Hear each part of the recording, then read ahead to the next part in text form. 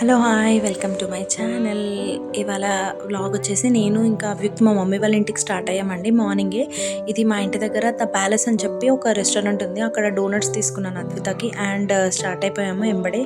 ఇక్కడ చూడండి మా ఓడ ఎక్సైట్మెంట్.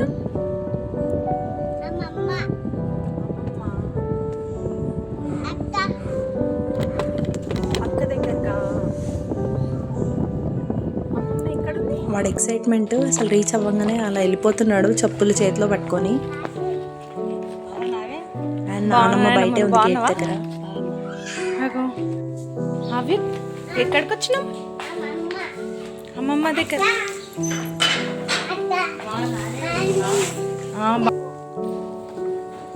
ఇంట్లో ఎవరున్నారా అని చెప్పి అలా వెళ్ళిపోతూనే ఉన్నాడంటే వాడికి ఏం భయం లేదు. ఎవరో ఒకరు కనిపించాలి కదా, వెతుకుతున్నాడు. అండ్ ఇక్కడ నేను బయటకు వచ్చానండి ఆఫ్టర్నూన్ అలా. లాస్ట్ 4-5 years మేము ఇక్కడే ఉన్నామండి. ఇక్కడ మాకు ఓన్ హౌస్ ఉండే. అండ్ చూస్తున్నారా ఏరియాని బాగా మిస్ అయిపోతున్నాను. అసలు నార్మల్గా కాదండి, బీరంగూడలో ఫుడ్ షాప్స్ అయితే అసలు నార్మల్గా కన్నా ఎక్కువే ఉంటాయి. మనకు స్వీట్ షాప్స్ కానీ స్వగృహ ఫుడ్స్ కానీ అసలు పక్కనే అండి.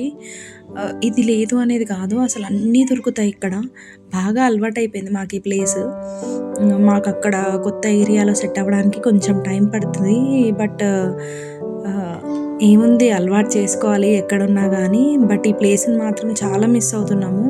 ఈవినింగ్ టైంలో జనాలంతా ఇక్కడే ఉంటారండి. స్ట్రీట్ ఫుడ్ చాలా మాకు కూడా అలవాటు అయిపోయింది బాగానే. అండ్ ఇక్కడ కొన్ని వస్తువులు కొనేది ఉందని చెప్పి నేను ఇండియన్ బజార్కి వచ్చాను. సో అక్కడ నేను ఏం నోటీస్ చేశానంటే, ఇది ఒక బాటిల్ ఫస్ట్ నాకు షాకింగ్ అనిపించింది. 290 రూపీస్ అంట అండి పిల్లలకి. అసలు ఇది ప్లాస్టిక్దే, మళ్ళీ ఇంత కాస్ట్ ఎందుకో నాకు అర్థం కాలేదు. పోనీ స్టీల్ బాటిల్ అంటే అది కూడా కాదు. అసలు పిల్లలకి ఇంత అమౌంట్ పెట్టి బాటిల్ ఏంటో, మళ్ళీ అది పెద్దగా మనకి యూస్ కూడా కాదు. అండ్ ఇది బొమ్మలు. మా అవ్యక్తి చూస్తే మాత్రం నార్మల్గా కాదు, గోల పెట్టేస్తాడు. అండ్ ఇక్కడ స్టీల్ ఐటమ్స్ అన్నీ ఉన్నాయి కదా, కలెక్షన్ బాగుంది వీళ్ళ దగ్గర. కానీ ఎన్ని ఉన్నాయి, ఈ మధ్య స్టీల్ పిచ్చి పట్టింది నాకు బాగా.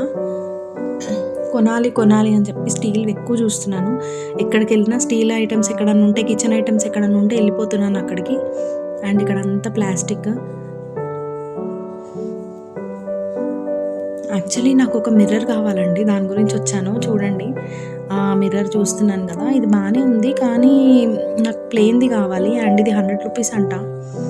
తీసుకోవాలా వద్దా అనే కన్ఫ్యూజన్లో మొత్తానికి తీసుకోకుండానే వచ్చేసాను. వెయిట్ అయితే బాగానే ఉండింది కానీ తీసుకోలేదు. ఇది బార్బిక్యూది 990 అంట. ఓకే కదా, నాకు బయట కూడా అంతే అనిపించింది. అండ్ చాలా కలెక్షన్ ఉంది వీళ్ళ దగ్గర. ఇక్కడ పచ్చళ్ళు పెట్టేవి చిన్నప్పుడు చూసేవాళ్ళం కదా. అండ్ వన్ స్టాప్ డెస్టినేషన్ లాగా ఉంది ఇది. ఒక్క ఐటెం కొనడానికి వస్తే ఖచ్చితంగా 2-3 ఐటమ్స్ కొనుక్కొని వెళ్తాము, అలా ఉంది డీమార్ట్ లాగా. అండ్ మమ్మీ వాళ్ళ ఇంటికి రీచ్ అయిపోతున్నాను. లంచ్ చేయాలి. లంచ్ చేసిన తర్వాత ఈవినింగ్ నేను మా మమ్మీ బయటికి వెళ్దాం అనుకున్నామండి. సో వెళ్ళాలి. ఇక్కడ వీళ్ళ ఇంటి దగ్గర కూడా మళ్ళీ టిఫిన్ సెంటర్స్ మళ్ళీ అన్నీ ఉన్నాయి. ఇక్కడ ఒక అతన్ని చూస్తున్నారు కదా మీరు. ఈవినింగ్ నేను మా మమ్మీ బయటకు వచ్చామండి. మా మమ్మీ బయటికి వెళ్ళారు కార్లో నుంచి ఫ్రూట్స్ అవి కొనడానికి. ఇతను వచ్చాడు నా దగ్గరికి. మిర్రర్ అది గ్లాస్ దించమన్నాడు. గ్లాస్ దించిన తర్వాత, మేడం ఒక 40 రూపీస్ ఉన్నాయా, నా దగ్గర డబ్బులు లేవు, మియాపూర్ వెళ్ళాలి అంటున్నాడు. చూడ్డానికి బాగానే ఉన్నాడు, డబ్బులు లేవు అంటున్నాడు. అసలు నాకు ఏం అర్థం కాలేదు. డ్రింక్ చేసి ఉన్నాడా ఏంటా అనిపించింది, భయం వేసింది. ఇంకా అరవగానే వెళ్ళిపోయాడు. అండ్ ఇక్కడ అన్నయ్య వాళ్ళ ఇంటికి వచ్చామండి. రైల్వే ట్రాక్ పక్కనే ఉంటారు వాళ్ళ ఇల్లు. అండ్ చూస్తున్నారు కదా, వ్యూ చాలా బాగుంది ఇక్కడ నుంచి. అండ్ ఈ రైల్వే ట్రాక్, ఈ వ్యూ అంతా బాగా అనిపించింది. ఇంకా మా పని అవ్వగానే ఇంటికి వెళ్ళిపోయాము. Thank you so much for watching.